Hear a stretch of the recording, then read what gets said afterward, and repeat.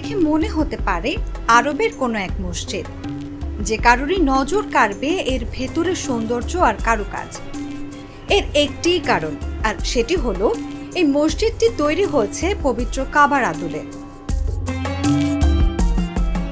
বাংলাদেশের অন্য সব মসজিদের ভেতরে অসুস্থ রোগীরা চেয়ারে বসে নামাজ আদায় করে থাকেন, তবে দৃষ্টিনন্দন এই মসজিদে বসার জন্য রাখা হয়েছে সুন্দর জায়গা। এছাড়া কেউ হেলান দিয়েও কোরআন শরীফও পড়তে পারবেন এসব জায়গায়।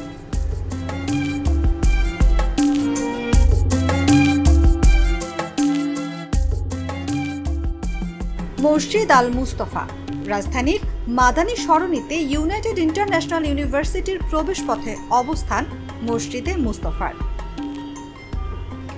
মসজিদটিকে এমনভাবে নির্মাণ করা হয়েছে যেন দিনের বেলায় কোনো আলো না জ্বালালেও আলোকিত থাকে পুরো মসজিদ চত্বর। শুধু তাই নয়, এসি কিংবা ফ্যানের বাতাস ছাড়াই প্রাকৃতিক আলো বাতাসে পরিপূর্ণ থাকে আল্লাহর এই ঘরটি। আমার কাছে মনে হইতেছে মক্কা মদিনায় নামাজ পড়তেছে। অনেক বাতাস, অনেক সুন্দর পরিবেশ। আউটলুকিং তো খুবই সুন্দর। আশেপাশে এরকম কোনো মসজিদ নাই। বসুন্ধরা গেছিলাম নামাজ পড়তে, বললাম যে না, ইউনাইটেড গ্রুপের নতুন মসজিদে নামাজ পড়ব, এজন্য এখানে আসছি। ইউনাইটেড গ্রুপের এই মসজিদটিতে একসাথে প্রায় 10,000 মুসল্লি নামাজ আদায় করতে পারবেন। প্রতিদিন মসজিদে মুস্তফায় নামাজ পড়তে দূর দূরান্ত থেকে ছুটে আসেন মুসল্লিরা। মসজিদে মুস্তফায় আগত মুসল্লিদের জন্য রয়েছে অত্যাধুনিক অজুখানা, লিফটের ব্যবস্থা সহ নিচতলায় আছে বিশাল গাড়ি পার্কিং এর সুবিধা।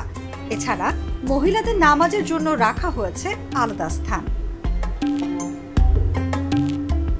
মসজিদের বাইরের চত্বরও খুব সুন্দর সাজানো গোছানো। চত্বরে লাগানো হয়েছে আরবের খেজুর গাছ, যা মুগ্ধ করবে যে কোনো মানুষকে। ধীরে ধীরে মসজিদটির সৌন্দর্যের কথা ছড়িয়ে পড়েছে দেশ বিদেশে, স্থান করে নিচ্ছে মানুষের ভালোবাসার জায়গায়।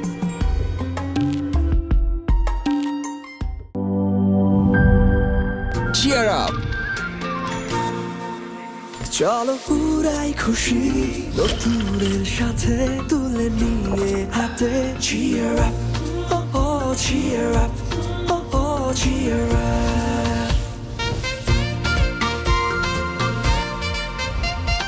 চুমুকে চুমুকে enjoy the life. চলো পুরাই খুশি তুলে নিয়ে হাতে।